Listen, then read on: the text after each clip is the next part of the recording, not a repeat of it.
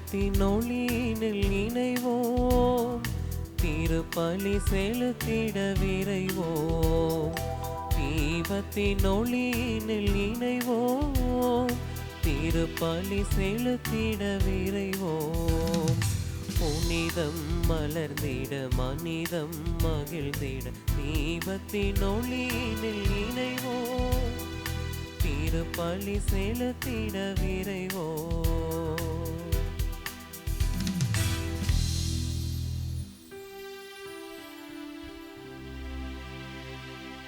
தந்தை மகன் தூய ஆவியாரின் பெயராலே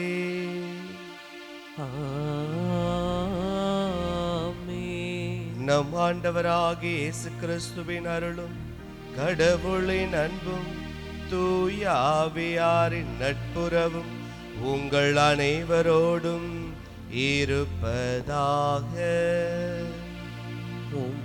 ஆன்மாவோடும் இருப்பதாக. இயேசு கிறிஸ்துவில் அன்பார்ந்தவர்களே, நம் வாழ்க்கை என்பது நேர்கோடு போல அல்ல. நம்முடைய வாழ்க்கையானது எப்பொழுதும் நேராக சென்று கொண்டிருக்கின்ற பாதை அல்ல.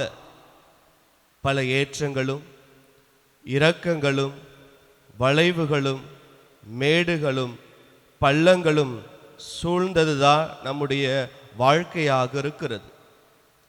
எனவே நம்முடைய வாழ்க்கையை ஆண்டவர் இவ்வாறாக அமைத்திருக்கிறார். வாழ்க்கையில் உயர்வுகள் வரும், தாழ்வுகள் வரும், பல தவிப்புகள் வரும், பல எரிச்சல்கள் வரும், பலவிதமான தாழ்வு மனப்பான்மைகள் வரும். இவ்வாறாக தான் நம் ஒவ்வொருடைய வாழ்க்கையும் அமைந்திருக்கிறது. எனவே துன்பத்தில் துணிவிழந்து நம்பிக்கை இழந்து இருப்பவர்களை ஆண்டவர் தைரியப்படுத்தி துணிவை கொடுத்து நம்பிக்கையை கொடுத்து அவர்களை பலப்படுத்துகிறார், அவர்களை வளமையாக்குகின்றார். எனவே நாம் உணரும் பொழுது நான் தவறி போய்விட்டேன், நான் பின்வாங்கிவிட்டேன், நான் நம்பிக்கை இழந்து விட்டேன் என்று போன்ற மனநிலையில் இருப்பவர்கள் நாம் ஒவ்வொருவரையும் ஆண்டவர் ஆசீர்வதித்து நமக்கு நம்பிக்கையும் ஆசீர்வாதத்தையும் இந்த தெய்வீக திருப்பலியின் வழியாக ஆண்டவர் நமக்கு தருகின்றார். எனவே நம்பிக்கை இழந்து இருப்பவர்களுக்கு இறைவன் நம்பிக்கையின் மருந்தாக இத்திருப்பலியை நமக்காக ஆசீர்வாதமாக கொடுக்கின்றார். எனவே ஆண்டவருடைய நம்பிக்கையும் துணிவையும் பெற்றுக்கொள்ளும் உறுதியோடு இந்த தெய்வீக திருப்பலியில் நாம் ஒவ்வொருவரும் பங்கேற்று ஜெபிப்போம், இறை ஆசீர் பெறுவோம். சகோதரிகளே சகோதரர்களே, தூய மறைநிகழ்வை கொண்டாட தகுதி பெறும் பொருட்டு நம்முடைய குற்றங்களையும் பாவங்களையும் இப்போது நாம் அனைவரும் ஏற்றுக்கொள்வோம். எல்லாம் வல்ல இறைவனிடமும் சகோதர சகோதரிகளே, உங்களிடமும் நான் பாவி என்னை ஏற்றுக்கொள்கின்றேன். ஏனெனில் என் சிந்தனையாலும் சொல்லாலும் செயலாலும் கடமையில் தவறியதாலும் பாவங்கள் பல செய்தேன். என் பாவமே என் பாவமே என் பெரும் பாவமே. ஆகையால் எப்போதும் கன்னியான புனித மரியாவையும் வான தூதர் புனிதர் அனைவரையும் சகோதர சகோதரிகளை உங்களையும் நம் இறைவனாகிய ஆண்டவரிடம் எனக்காக வேண்டிக் கொள்ள மன்றாடுகின்றேன். எல்லாம் அல்ல இறைவன் நம்மீது இரக்கம் வைத்து நம் பாவங்களை மன்னித்து நம்மை நிலை வாழ்வுக்கு அழைத்து செல்வாராக. ஆமீன்.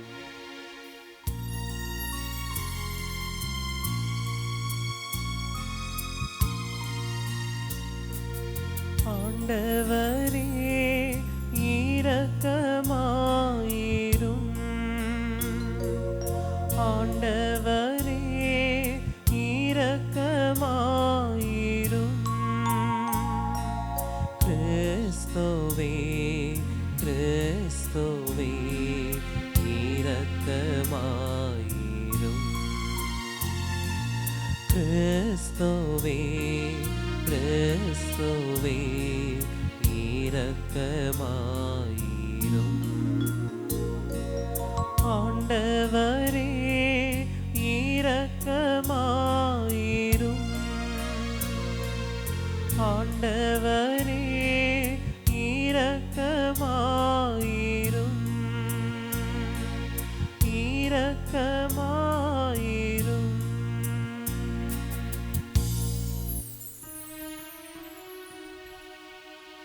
மன்றாடுவோமாக.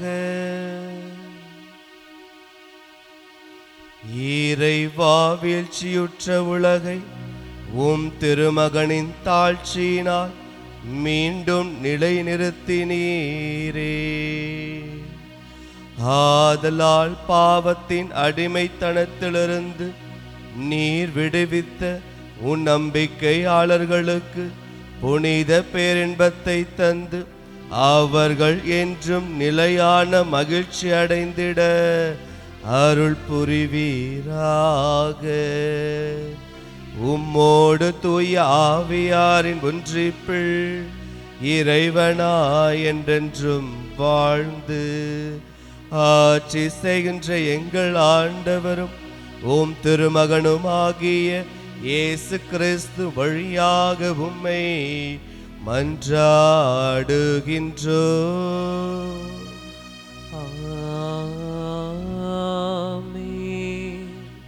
நிலத்தில் ஊன்றியிருந்த ஒரு ஏணியின் நுனி மேலே வானத்தை தொட்டு கொண்டிருந்தது. அதில் கடவுளின் தூதர் ஏறுவதும் இறங்குவதுமாய் இருந்தனர். முதல் வாசகம் தொடக்க நூலிலிருந்து அதிகாரம் 28 10-22 வரை உண்டான இறைவார்த்தைகள். அந்நாட்களில் யாக்கோப்பு பெயர்செபாவில் இருந்து புறப்பட்டு காரானை நோக்கி சென்றான். அவன் ஓரிடத்திற்கு வந்தபோது கதிரவன் மறைந்து விட்டான். எனவே அங்கே இரவை கழிப்பதற்காக அவ்விடத்தில் கிடந்த கற்களில் ஒன்றை எடுத்து தலைக்கு வைத்து கொண்டு அங்கேயே படுத்து உறங்கினான். அப்போது அவன் கண்ட கனவு இதுவே. நிலத்தில் ஊன்றிருந்த ஒரு ஏணியின் நுனிமேலே வானத்தை தொட்டு கொண்டு இருந்தது. அதில் கடவுளின் தூதர் ஏறுவதும் இறங்குவதுமாய் இருந்தனர்.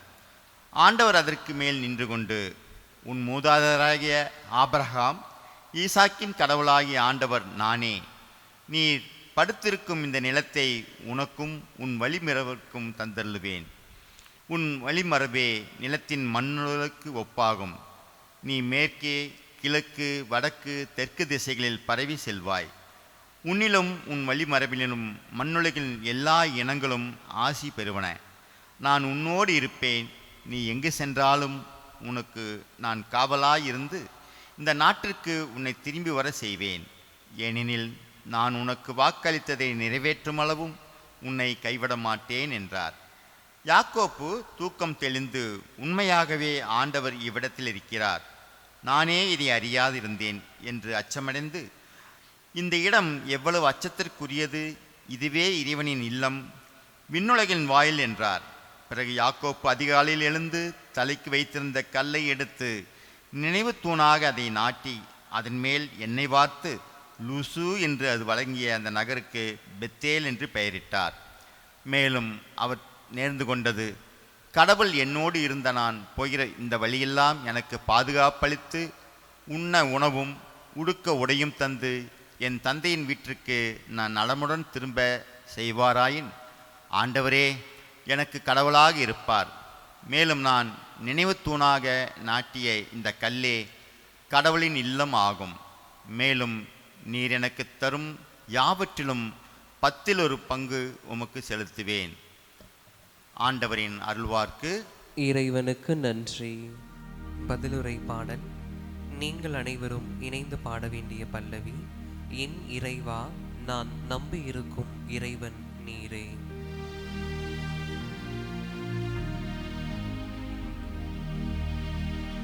என் இறைவா,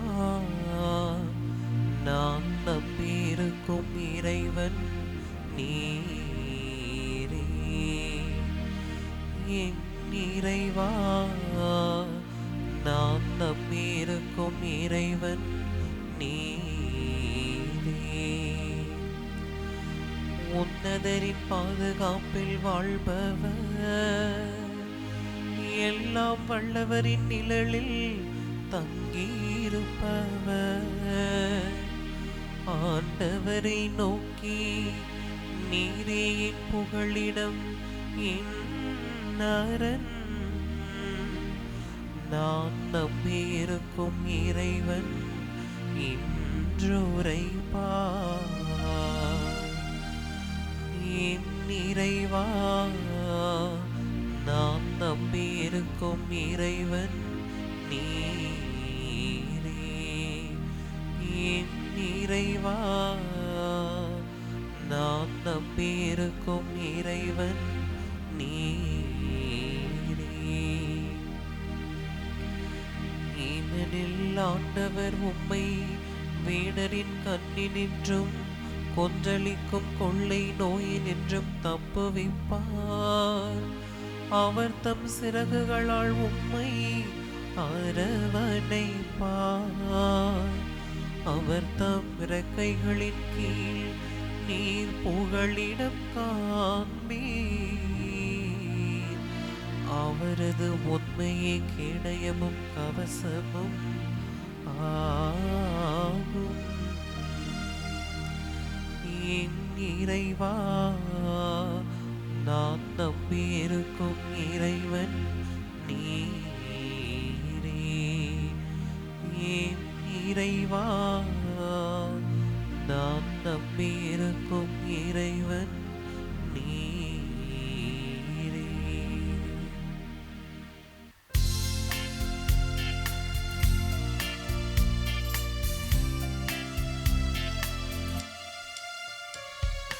அல்லேலூயா, அல்லேலூயா, அல்லேலூயா, அல்லேலூயா, அல்லேலூயா, அல்லேலூயா, அல்லேலூயா, அல்லேலூயா. நம் மீட்பராகிய கிறிஸ்து இயேசு சாவை அழித்து அழியா வாழ்வை நற்செய்தியின் வழியாக ஒளிரச் செய்தார். அல்லேலூயா, அல்லேலூயா, அல்லேலூயா, அல்லேலூயா, அல்லேலூயா. ஆண்டவர் உங்களோடு இருப்பாராக.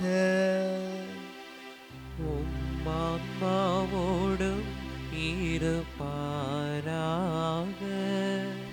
மத்தேயு எழுதிய தூய நற்செய்தியிலிருந்து வாசகம். ஆண்டவரே, மாட்சி உமக்கே. மத்தேயு எழுதிய நற்செய்தி பிரிவு 9 இறை வார்த்தைகள் 18 முதல் 25 முடிய.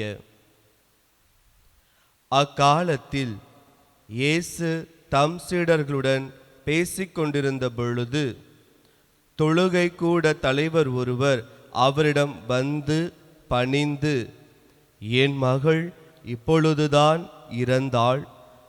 ஆயினும் நீர் வந்து அவள் மீது உம் கையை வையும், அவள் உடனே உயிர் பெறுவாள் என்றார். இயேசு எழுந்து அவர் பின்னே சென்றார். இயேசுவின் சீடர்களும் அவரை பின்தொடர்ந்தனர். அப்பொழுது 12 ஆண்டுகளா இரத்தப்போக்கினால் வருந்திய ஒரு பெண் அவருக்கு பின்னால் வந்து அவரது மேலுடையின் ஓரத்தை தொட்டார்.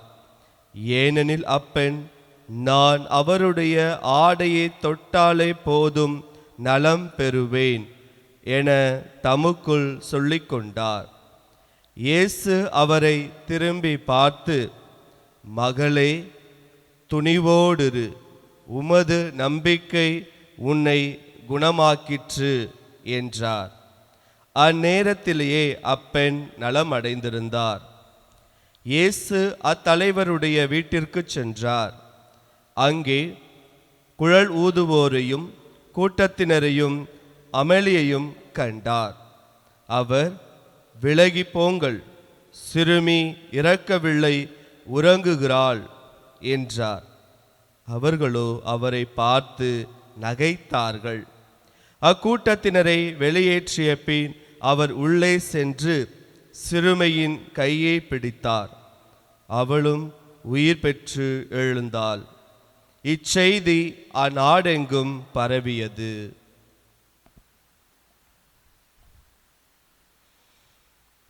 ஆண்டவரின் அருள்வாக்கு. கிறிஸ்துவே கிறிஸ்துவே உமக்கு புகழ். தூக்கி எறியப்பட்ட விதைதான் முளைக்கும். இயேசு கிறிஸ்துவில் அன்பார்ந்தவர்களே, உங்க வாழ்க்கையில நீங்க தூக்கி எறியப்பட்டவர்களா, அல்லது உங்க வாழ்க்கையில நீங்க புறக்கணிக்கப்பட்டவர்களா? உன்னால ஒண்ணுமே முடியாது, நீ எதுக்குமே லாய்க்கல்ல என்று நம்மை பார்த்து பலரும் சொல்லியிருக்கின்றார்களா? அப்ப இந்த மறை உரை உங்களுக்காக மட்டும்தான். இந்த மறை உரையில் இறைவன் கொடுக்கின்ற இறை வார்த்தை உங்களுக்கு ஆசீர்வாதமாக கொடுக்கின்றார். ஜே.கே. ரோலிங் என்கின்ற ஒரு தாய், மிகச்சிறந்த ஒரு எழுத்தாளர். அவர் ஒரு புத்தகத்தை தன்னுடைய கையாலேயே எழுதியிருக்கின்றார். அதை எழுதி முடித்த பிறகு கிட்டத்தட்ட ஒரு 10-15 பதிப்பத்திற்கு அவர் சென்றிருக்கின்றார்.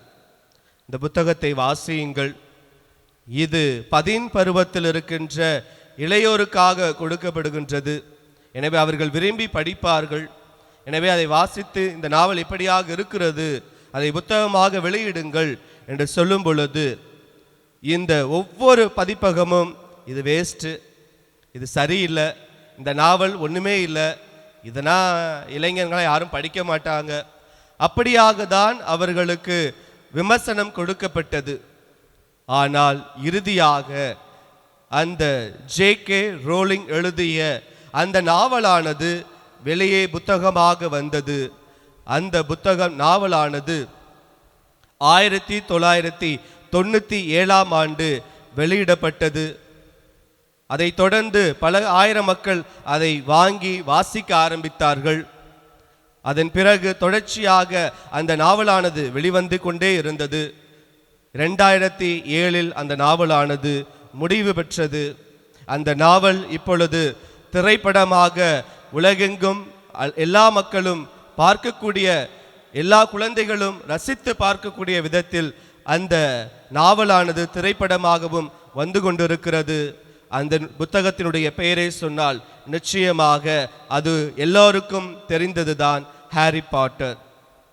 எனவே தான் எழுதிய ஹாரி பாட்டர் என்கின்ற நாவலானது பல பதிப்பகத்தினால் விமர்சனம் செய்யப்பட்டு இது தேவையில்லை, இது நன்றாக இல்லை, இது சுவாரஸ்யமாக இல்லை என்று தூக்கி எறியப்பட்ட அந்த நாவல்தான் இப்பொழுது 500 மில்லியனுக்கு மேலாக அந்த புத்தகம் வெளிவந்து எல்லோரும் வாங்கி படித்து விட்டார்கள். 80க்கும் மேற்பட்ட மொழிகளில் இது மொழிமாற்றம் செய்யப்பட்டு பல்வேறு மக்களும் தங்களுடைய தாய்மொழியில் அதை படிக்க ஆரம்பித்திருக்கிறார்கள். தமிழில் கூட இந்த புத்தகமானது வெளியே வந்திருக்கின்றது. எனவே ஹாரி பாட்டர் என்கின்ற அந்த கதைக்களம் இன்று உலகம் முழுவதும் பிரபலமாக இருந்தாலும் தொடக்கத்தில் அது தூக்கி எறியப்பட்ட ஒரு புத்தகமாக தான் இருந்தது. எனவே தூக்கி எறியப்பட்ட விதைதான் மரமாக முளைக்கிறது என்பதை இந்த நிகழ்வு நமக்கு சுட்டிக்காட்டுகின்றது. மேலுமாக அமிதாப் பச்சன், இந்தியாவினுடைய சூப்பர் ஸ்டார் என்று அழைக்கப்படுகின்ற நபர், அவருடைய குரலை பல நபர்களும் விமர்சனம் செய்தார்கள். என்ன ஒரு குரல், நல்லாவே இல்லையே, கேட்பதற்கு சுவாரஸ்யமாகவே இல்லையே, ஒரு இனிமையான குரலாக அவருடைய குரல் இல்லையே என்று பல்வேறு இடங்களிலும் அவர் புறக்கணிக்கப்பட்டார், தள்ளிவிடப்பட்டார், தூக்கி எறியப்பட்டார். நீ சினிமா துறைக்கு லாய்க்கு இல்லை என்று பல நபர்களும் விமர்சனம் செய்தார்கள். ஆனால் அந்த குரல்தான் இன்று இந்தியாவினுடைய குரலாக மற்ற நாடுகளுக்கு பிரபலமாக தெரிகிறது என்றால், தூக்கி எறியப்பட்ட அந்த குரல்தான் இன்று மிகப்பெரிய மரமாக வளர்ந்து பயன் தந்து கொண்டிருக்கிறது என்பதை புரிந்து கொள்ள வேண்டும். நம்முடைய வாழ்க்கையிலும் நம்முடைய உடல் மொழி, நம்முடைய உடல் பாகங்களை வைத்து பல நபர்களும் கிண்டல் செய்வார்கள், ஏளனம் செய்வார்கள். ஆனால் கடவுள் அந்த ஏளனத்தையும் அந்த விமர்சனத்தை வைத்துதான் படிப்படியாக நம்மளை உயர்த்துவார் என்பதை நாம் பார்க்கின்றோம். விவிலியத்தில் இதற்கு பல கதாபாத்திரங்கள் இருக்கிறார்கள். பழைய ஏற்பாட்டு காலத்தில் வாழ்ந்த யோசேப்பு ஒரு மிகச்சிறந்த உதாரணமாக இருந்தார். தன்னுடைய 12 சகோதரர்களோடு வாழ்ந்து கொண்டிருக்கின்றார். அந்த 10 சகோதரர்கள் அந்த யோசேப்பின் மீது கொலைவெறியோடு அவனை கொலை செய்ய வேண்டும் என்று திட்டம் தீட்டுகிறார்கள். காரணம், தந்தையுடைய அன்பை முழுமையாக இவன் மட்டுமே பெற்றுக்கொள்கிறான், எனவே இவனை அடிமையாக விற்க வேண்டும் என்று சொல்லி அவனை அடிமையாக விற்கின்றார்கள். அடிமையாக போன யோசேப்பு ஒரு அரண்மனையினுடைய தளபதியாக மாறுகிறார் என்றால், தூக்கி எறியப்பட்டாலும் ஆண்டவர் அவனை தேர்ந்தெடுத்து அவரை உயர்த்துகிறார் என்பதை பார்க்கின்றோம். அப்பொழுது யோசேப்பு தன்னுடைய சகோதரிடத்தில் அவர் சொல்கின்றார். தொடக்க நூல் பிரிவு 50 இறைவார்த்தை 20 இவ்வாறாக சொல்கின்றார்: நீங்கள் எனக்கு தீமை செய்ய நினைத்தீர்கள், ஆனால் கடவுள் அதை இன்று நடப்பது போல் திரளாக மக்களை உயிரோடு காக்கும் பொருட்டு நன்மையாக மாற்றிவிட்டார். சகோதராகிய நீங்கள் எனக்கு தீமை செய்தீர்கள், பாவம் செய்தீர்கள், ஆனால் அந்த தீமையை வைத்து கடவுள் எனக்கு நன்மை செய்தார். என் வழியாக பலாயிரம் மக்கள் இன்று பயன்பெற்று கொண்டிருக்கிறார்கள் என்றால், நிச்சயமாக கடவுளுடைய ஆசீர்வாதம் என்பது அளப்பெரியது. கடவுள் நினைத்தால் எல்லாவற்றையும் மாற்றக்கூடிய நபராக இருக்கிறார். எனவே அடிமையாக இருந்த நபரை ஒரு அரசராக, தளபதியாக உயர்த்தக்கூடிய அளவுக்கு கடவுளுடைய ஆசீர்வாதம் யோசேப்புக்கு நிரம்பி இருந்தது. அதே போலதான் மோசே அகதியாக வாழ்ந்தவர். கொலை செய்துவிட்டு தனக்கு தண்டனை கிடைக்குமோ, மரண தண்டனை கிடைக்குமோ என்று சொல்லி அங்கும் இங்குமாக அலைந்து திரிந்தவர். எனவே அகதியாக இருந்த மோசே அவர்கள் இஸ்ரேல் மக்களை காக்கும் அரணாக கடவுள் அவரை மாற்றினார். எனவே கடவுள் அவரை தேர்ந்தெடுத்து முட்புதரின் வழியாக அவரோடு பேசி அவரை தேற்றி இஸ்ரேல் மக்களை காக்க நீ அரணாக இருக்க வேண்டும் என்று சொல்லி அவரை அழைத்து பார்வோன் மன்னனோடு பேசி போர் புரிந்து மக்களை கானா நாட்டை நோக்கி வழிநடத்தி செல்லக்கூடிய ஆற்றலையும் அருளையும் மோசேக்கு இறைவன் தந்தார். எனவே அகதியாக சுற்றித் திரிந்த அவருக்கு, தோல்வி அடைந்த வாழ்க்கையில் இருந்த அவருக்கு, அந்த இஸ்ரேல் மக்களை காக்கும் அரணாக ஒரு வெற்றியாளராக மாற்றுகிறார் என்றால் கடவுளுடைய வல்லமை என்பது மிக பெரிதாக இருக்கிறது. அதே போல புதிய ஏற்பாட்டில் நாம் வாசிக்கும் பொழுது பேதுரு ஆண்டவரோடு இருந்த ஒரு முதன்மையான சீடர். அவர் தனிமையாக எங்கெல்லாம் செல்ல வேண்டுமோ அப்போதெல்லாம் பேதுருவை அழைத்து கொள்ள நபராக ஆண்டவர் அவரை தேர்ந்தெடுத்தார். எனவே பேதுரு மீன் பிடிக்கின்ற தொழிலை செய்து ஆண்டவர் அழைத்தவுடனே அனைத்தையுமே விட்டுவிட்டு அவரை பின்பற்றினார். ஆனால் இருந்தாலும் ராவுணவின் பொழுது ஆண்டவர் வெளிப்படுத்துகின்றார், சேவல் கூவும் முன் என்னை மும்முறை மறுதளிப்பா என்று சொன்னார். அதே போல அவரும் இவரை எனக்கு யாரென்று தெரியாது என்று சொல்லி மறுதளிக்கின்றார். எனவே மறுதளித்த அதே பேதுரு ஒரு மறைப்பணியாளராக மாறுகிறார் என்பதை நாம் விவிலியத்தில் வாசிக்கின்றோம். பல்வேறு ஊர்களுக்கும் சென்று ஆண்டவருடைய நற்செய்தியை அறிவிக்கின்றார். என்னிடத்தில் பொன்னும் இல்லை, பொருளும் இல்லை, ஆனால் ஆண்டவருடைய பெயரால் சொல்கிறேன், நீ எழுந்து நட என்று சொல்லும் பொழுது முடக்குவாத முற்றவன் எழுந்து நடக்கிறார் என்பதை பார்க்கின்றோம். அவருடைய நிழல் பட்டவர்கள் எல்லாரும் குணமடைகிறார்கள் என்பதை பார்க்கின்றோம். எனவே மறுதளித்த அதே பேதுருவை தான் பாறை என்று அழைத்து, இந்த பாறையின் மீது என்னுடைய திரு அவையை நான் கட்டி எழுப்புவேன் என்று சொல்லி ஆண்டவர் அவரை தேர்ந்தெடுத்தார். எனவே ஆண்டவர் யாரையும் ஒதுக்கிவிடவில்லை. யார் ஒதுக்கப்பட்டார்களோ, யார் புறக்கணிக்கப்பட்டார்களோ அவர்களை தேடி சென்று அவர்களுக்கு நலமளிக்கின்ற, குணமளிக்கின்ற ஆண்டவராக இருக்கின்றார். இந்த வாசிக்கப்பட்ட நற்செய்தி வாசகத்தில் 2 பெண்களை குறித்து காட்டுகிறது. ஒரு பெண் மரித்த சிறுமி. அவருடைய தந்தை அவரிடம் வந்து, இயேசுவிடம் வந்து கேட்கின்றார், என்னுடைய மகள் இறந்து விட்டால், ஆயினும், இந்த வார்த்தையை நம்முடைய வாழ்க்கையில் அடிக்கடி நம்ம பயன்படுத்தினோம், ஆயினும் நீர் வந்து தொட்டால் என்னுடைய மகள் குணமடைவாள், அவர் உயிர் பெற்று எழுவாள் என்று தந்தையானவர் கோரிக்கை வைக்கின்றார். எனவே அந்த தந்தையினுடைய நம்பிக்கையும் கண்டு ஆண்டவர் வியப்புற்று அவர் பின்னாக தொடர்ந்து சென்று அந்த வீட்டிற்கு செல்கின்றார். ஆண்டவர் நினைத்திருந்தால் இருந்த இடத்திலிருந்து அந்த பெண்ணிற்கு உயிர் கொடுத்திருக்க முடியும். ஆனால் ஆண்டவர் அப்படியாக கொடுக்கவில்லை. அந்த பெண்ணினுடைய வீட்டிற்கே செல்கின்றார். காரணம், அங்கு அழுகுரலாக பல மக்களும் புலம்பிக் கொண்டிருக்கிறார்கள். இந்த சிறுமி இறந்து விட்டாளே என்று புலம்பிக் கொண்டிருக்கின்ற அந்த மக்களுக்கு நற்செய்தியை சொல்கின்றார். அவள் இறக்கவில்லை, உறங்கி கொண்டிருக்கிறாள் என்று ஆண்டவர் அவர்களிடத்தில் சொல்கின்றார். அச்சிறுமியினுடைய கையை பிடித்து அவரை உயிர் பெற செய்கின்றார் என்பதை பார்க்கின்றோம். எனவே ஆண்டவருடைய ஆசீர்வாதத்தை அச்சிறுமி முழுமையாக அங்கு பெறுகின்றார். அவள் இறந்து விட்டாள் என்ற அதே இடத்தில்தான் இவருக்கு உயிர் பெறுகிறது என்று சொல்லி அந்த இடத்தில் ஆண்டவர் அவருக்கு மீட்பு தருகின்றார்.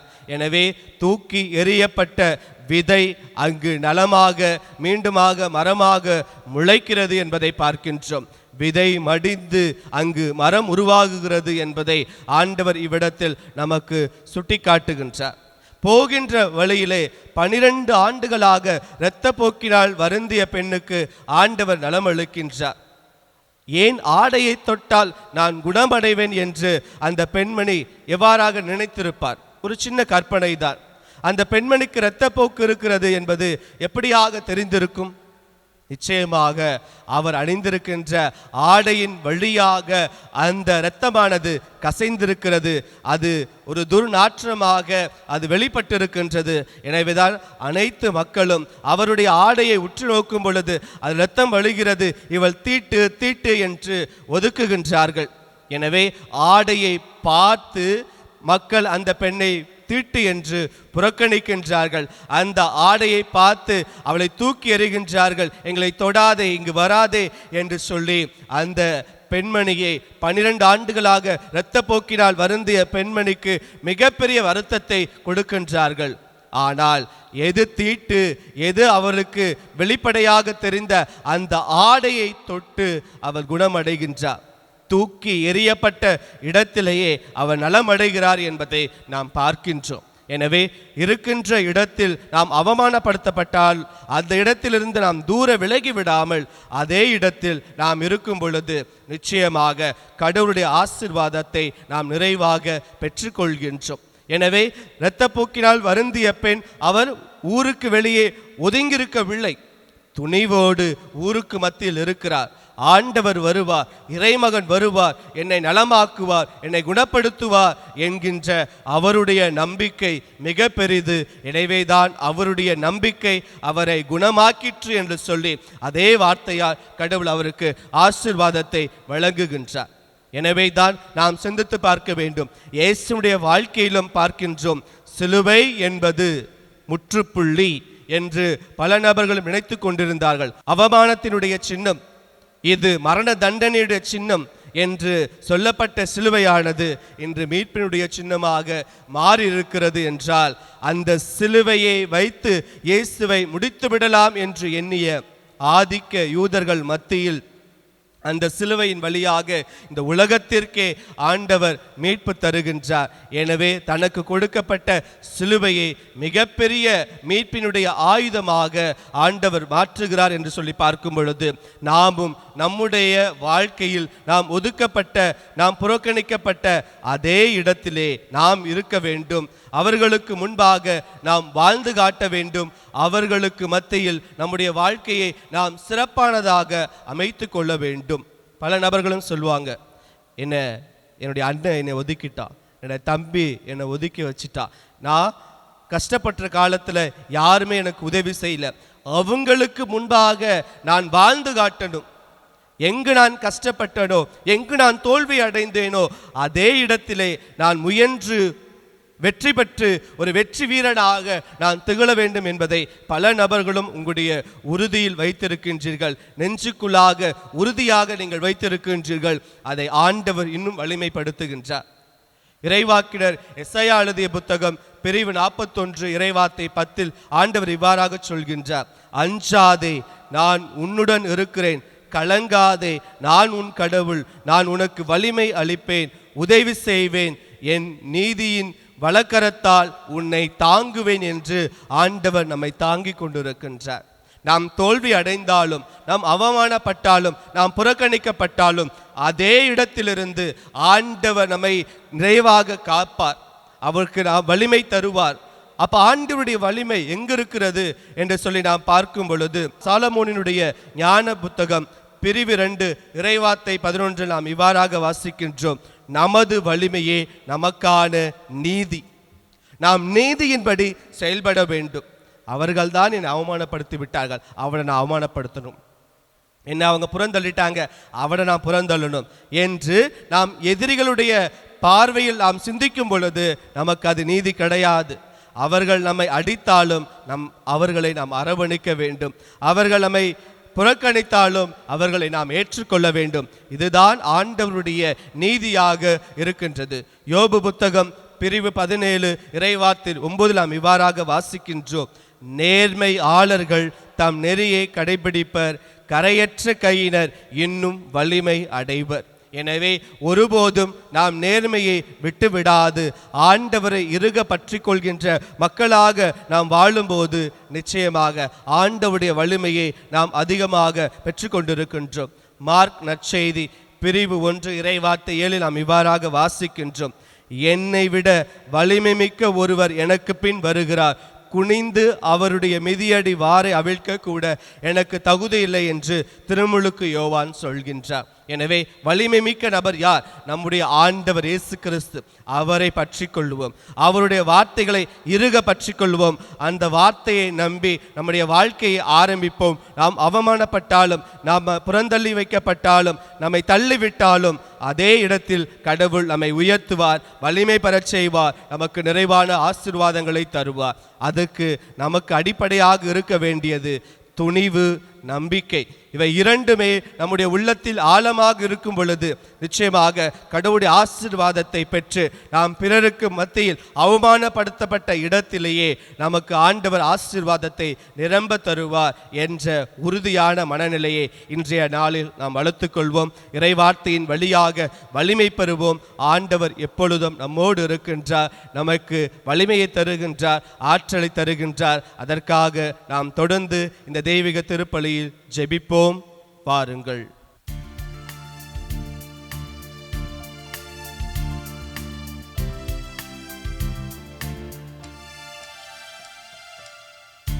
நிக்கை கரம் ஏந்தி நான் வரும் நேரம், காலத்தின் தலைவாணி கரம் நீட்ட வேண்டும். காணிக்கை கரம் ஏந்தி நான் வரும் நேரம், காலத்தின் தலைவாணி கரம் நீட்ட வேண்டும்.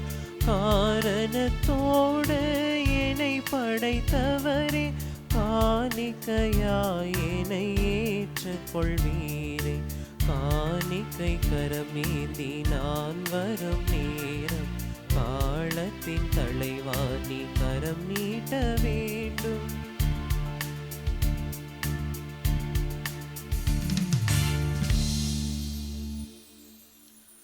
அன்பார்ந்தவர்களே, என்னுடையதும் உடமான பலி எல்லாம் அல்ல தந்தையாக இறைவனுக்கு ஏற்றதாகும்படி மன்றாடுங்கள்.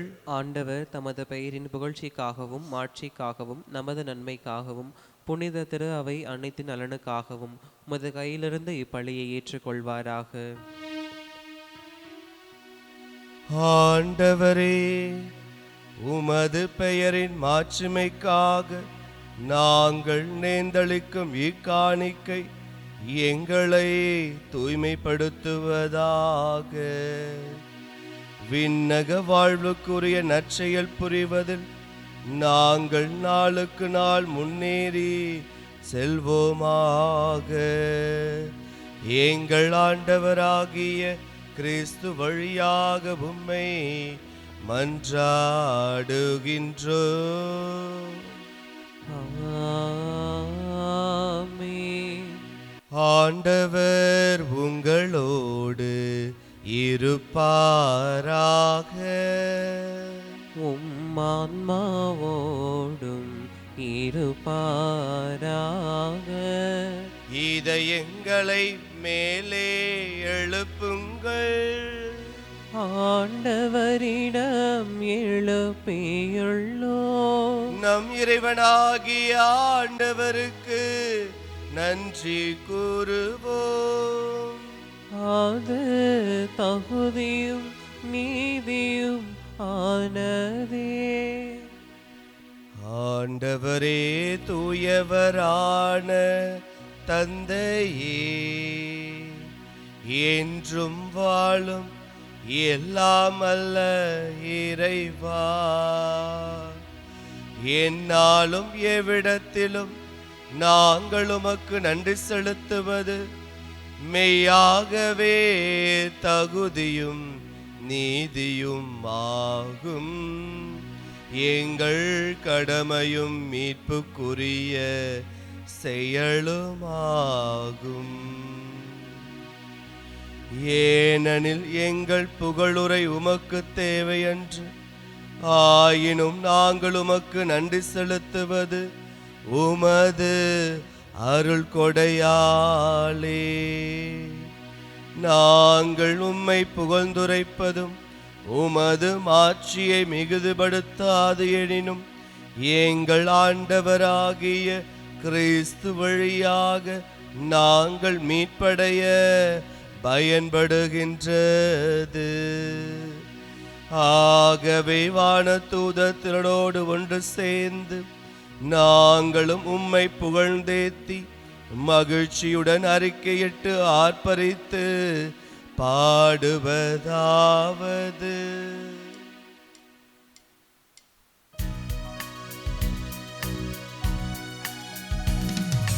தூயவர் தூயவர் தூயவர் வான்படைகளின் கடவுளமாண்டவர்.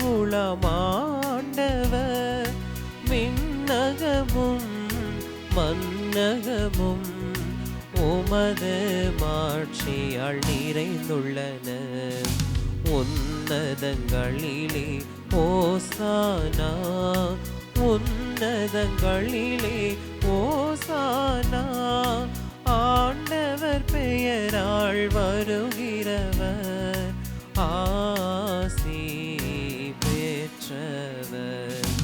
உன்னதங்களிலே ஓசானா, உன்னதங்களிலே ஓசானா.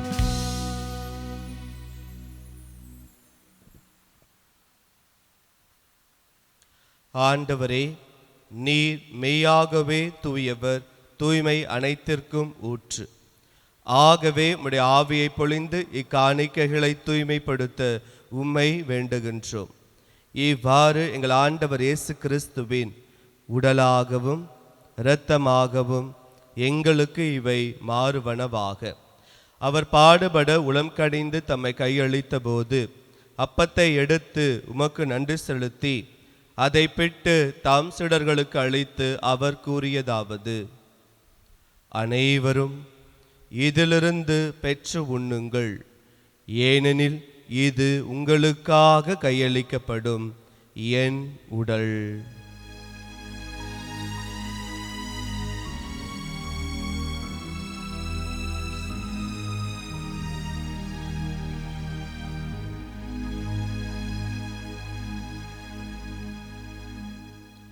அவ்வண்ணமே இரவு விருந்தை அருந்திய பின் கிண்ணத்தையும் எடுத்து மீண்டும் உமக்கு நன்றி செலுத்தி தம் சீடர்களுக்கு அளித்து அவர் கூறியதாவது: அனைவரும் இதிலிருந்து பெற்று பருகுங்கள், ஏனெனில் இது புதிய நிலையான உடன்படிக்கைக்குரிய என் இரத்தத்தின் கிண்ணம்.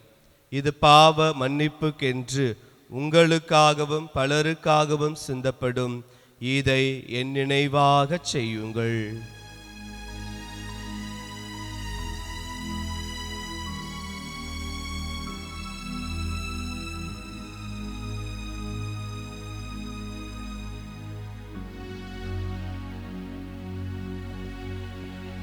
நம்பிக்கையின் மறைபொருள். ஆண்டவரே, நீர் வருமளவும் உமது இறப்பினை அறிக்கையிடுகின்றோம். உமது உயிர்ப்பினையும் எடுத்துரைக்கின்றோம். ஆகவே ஆண்டவரே, நாங்கள் கிறிஸ்துவின் இறப்பினையும் உயிர்ப்பின் நினைவு கூர்ந்து வாழ்வதர் அப்பத்தையும் மீட்பளிக்கும் கிண்ணத்தையும் உமக்கு ஒப்புக் கொடுக்கின்றோம். உம் திருமணின்று உமக்கு ஊழியம் புரிய தகுந்தவர்களை ஏற்றுக்கொண்டீர். எனவே நாங்கள் உமக்கு நன்றி செலுத்துகின்றோம். மேலும் கிறிஸ்துவின் உடலிலும் இரத்தத்திலும் பங்கு கொள்ளும் எங்களை தூய ஆவியானவர் ஒன்று சேர்க்க வேண்டுமென உம்மை தாழ்மையுடன் மன்றாடுகின்றோம். ஆண்டவரே, உலகெங்கும் பரவியிருக்கும் உமது திரு அவையை நினைவு கூர்ந்தருளும். எங்கள் திருத்தந்தை லியோ, எங்கள் ஆயர் ஆரோக்கியராஜ், எல்லா திருநிலையினராகிய அனைவருடனும் உமது திரு அவை அன்பில் நிறைவு பெறச் செய்தருளும். மேலும் உயிர்த்தலும் எதிர்நோக்குடன் திகழ்கொள்ளும் எங்கள் சகோதர சகோதரிகளையும் இறந்தோர் அனைவரையும் இரக்கத்துடன் நினைவு கூர்ந்து முது திருமுக ஒளியினுள் ஏற்றிருளும். எங்கள் அனைவர் மீதும் இரக்கமாயிரும். கடவுளின் கன்னித்தாயான புனித மரியா, அவருடைய கணவரான புனித யோசேப்பு, புனித திருத்தூதர்கள், இவ்வுலகில் உமக்கு உகந்தவராய் இருந்தோராகிய புனிதர் அனைவுடனும் நாங்கள் நிலைவாழ்வில் பங்கு கொள்ளும் தகுதி பெற்று உம் திருமகன் இயேசு கிறிஸ்து வழியாக உம்மை புகழ்ந்தேத்து வரமருள உம்மை மன்றாடுகின்றோம்.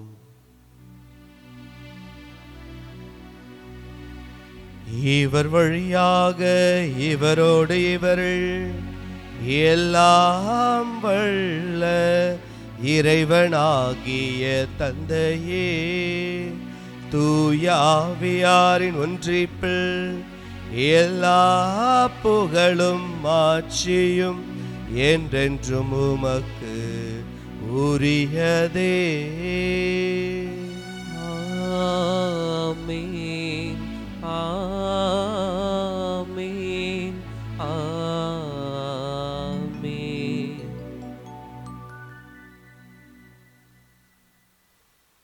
மீட்பரின் கட்டளையால் கற்பிக்கப்பட்டு இறைபடைப்பினால் பயிற்சி பெற்ற நாம் துணிந்து பாடுவோம்.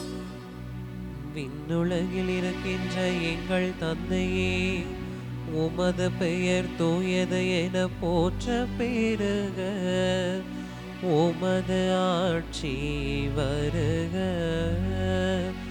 உமது திருவுளம் விண்ணுலகில் நிறைவேறுவது போல மண்ணுலகிலும் நிறைவேறுக. எங்கள் அன்றாட உணவை இன்று எங்களுக்கு தாரும். எங்களுக்கு எதிராக குற்றம் செய்வோரை நாங்கள் மன்னிப்பது போல எங்கள் குற்றங்களை மன்னியும். எங்களை சோதனைக்கு உட்படுத்தாதேயும், தீமையில் இருந்து எங்களை விடுவித்தருளும். ஆண்டவரே, தீமை அனைத்திலுமிருந்து எங்களை விடுவித்து எங்கள் வாழ்நாளில் அமைதியை கனிவுடன் அருள உம்மை மன்றாடுகின்றோம். உமது இரக்கத்தின் உதவியால் நாங்கள் பாவத்திலிருந்து எப்போதும் விடுதலை பெற்று யாதொரு கலக்கமுமின்றி நலமாயிருப்போமாக. நாங்கள் எதிர்நோக்கி இருக்கும் பேரின்பத்திற்காகவும் என் மீட்பராகிய இயேசு கிறிஸ்துனுடைய வருகைக்காகவும் காத்திருக்கின்றோம். ஏனெனில் ஆட்சியும் வல்லமையும் மாட்சியும் என்றென்றும் உமதே. ஆண்டவரே இயேசு கிறிஸ்துவே, அமைதியை உங்களுக்கு விட்டுச் செல்கின்றேன், என் அமைதியையே உங்களுக்கு அளிக்கிறேன் என்று திருத்தூதர்களுக்கு மொழிந்தீரே. எங்கள் பாவங்களை பாராமல் முது திரு அவை நம்பிக்கையை கண்ணோக்கி முது திருவுளத்திற்கு ஏற்ப அதற்கு அமைதியும் ஒற்றுமையும் அளித்தருள்வீராக. என்றென்றும் வாழ்ந்து ஆட்சி செய்கின்றவர் நீரே. ஆமென். ஆண்டவருடைய அமைதி உங்களோடு என்றும் இருப்பதாக. உம் ஆன்மாவோடும் இருப்பதாக. ஒருவருக்கொருவர் அமைதியை பகிர்ந்து கொள்வோம். உலகின் பாவங்களை போக்கும் இறைவனின் செம்மறியே, எங்கள் மேல் இரக்கமாயிரும். உலகின் பாவங்களை போக்கும் இறைவனின் செம்மறியே, எங்கள் மேல் இரக்கமாயிரும். உலகின் பாவங்களை போக்கும் இறைவனின் செம்மறியே, எங்களுக்கு அமைதியை அளித்தருளும். ஆண்டவரே இயேசு கிறிஸ்துவை நான் உட்கொள்ளும் இந்த திருவிழாத்தம் நீர் தீர்ப்புக்கும் தண்டனைக்கும் உள்ளாக்காமலும் அது பரிவிறக்கத்தால் என் மனிதருக்கும் உடலுக்கும் பாதுகாக்கும் நலமளிக்கும் ஆறு மருந்தாக இருப்பனவாக. இதோ இறைவனின் செம்மறி, இவரே உலகின் பாவங்களையெல்லாம் போக்குபவர். நாம் தூக்கி எறியப்பட்டாலும் புறக்கணிக்கப்பட்டாலும் நம்மை தேர்ந்தெடுத்து ஆசீர்வாதத்தையும் நம்பிக்கையும் துணிவையும் தருகின்ற உயிருள்ள ஆண்டவர் இவரே. இந்த திருவிருந்துக்கு அழைக்கப்பெற்ற நாம் ஒவ்வொருவருமே பேறு பெற்றோர். ஆண்டவரே, நீர் நிலத்தில் எழுந்தருள நான் தகுதியற்றவன். ஆனால் ஒரு வார்த்தை மட்டும் சொல்லியருளும், எனது ஆன்மா நலமடையும். ஆசை திருவிருந்துக்கான மன்றாட்டு. ஆண்டவரே, நீர் என் இல்லத்தில் எழுந்தருள நான் தகுதியற்றவள். ஆனால் ஒரு வார்த்தை மட்டும் சொல்லியருளும் என்று நூற்றுவர் தலைவன் ஜெபித்தது போல நாங்களும் இப்போது உம் திருப்பாதம் பணிந்து வேண்டுகிறோம். இனிய இயேசுவே, நாங்கள் தகுதியற்றவர்களாய் இருந்தாலும் எங்கள் தகுதியின்மையை பாராமல் நீர் எங்கள் உள்ளங்களில் எழுந்து வாரும். உம் அன்பிலும் அருளிலும் நாங்கள் நிலைத்திருக்க எம்முள் எழுந்து வாரும். நன்மை செய்வதில் ஆர்வமுள்ளவர்களாய் தீமைகள் அனைத்திலிருந்தும் விடுதலை பெற்றவர்களாய் வாழவும் எங்களை வழிநடத்த வாரும். எல்லா நலன்களாலும் வளங்களாலும் எங்களை நிரப்ப வாரும். ஆமேன். நன்றி கூறி மன்றாடுவோமாக. ஆண்டவரே, மாண்புக்குரிய கொடைகளால் நிறைவு பெற்ற நாங்கள் உம்மை வேண்டுகின்றோ. ஆதலால் மீட்பளிக்கும் கொடைகளை நாங்கள் என்றும் பெற்றுக்கொள்ளவும் உம்மை இடையராது புகழ்ந்தேத்தவும் அருள் புரிவீராக. எங்கள் ஆண்டவராகிய கிறிஸ்து வழியாக உம்மை மன்றாடுகின்றோம்.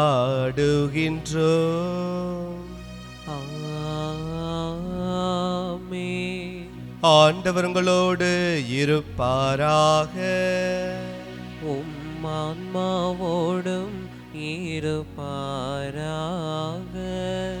எல்லாம் வல்ல இறைவன் தந்தை, மகன், தூய ஆவியானவர் உங்கள் அனைவரையும் நிறைவாக ஆசீர்வதிப்பாராக. ஆமென். இறைவன் தருகின்ற துணிவோடு வாழ சென்று வாழுங்கள்.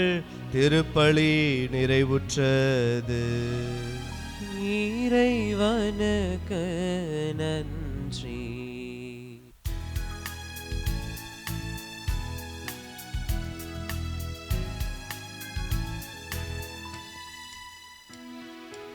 அறியாத மாந்தருக்கு அறிய வைத்தாய், உன்னை ஆரோக்கிய தாயாக உணர வைத்தாய். அறியாத மாந்தருக்கு அறிய வைத்தாய், உன்னை ஆரோக்கிய தாயாக உணர வைத்தாய். மறையாத வான்நிலவாய், மாறாத வான்மழையாய். மறையாத வான்நிலவாய், மாறாத வான்மழையாய். திகழ்கின்ற திருமறியே, நீ வாழ்க, நீ வாழ்க, நீ வாழ்க. அம்மா மரியே வாழ்க, அம்மா மரியே வாழ்க, அம்மா மரியே வாழ்க, அம்மா மரியே வாழ்க. தந்தை, மகன், தூய ஆவியின் பெயராலே ஆமென்.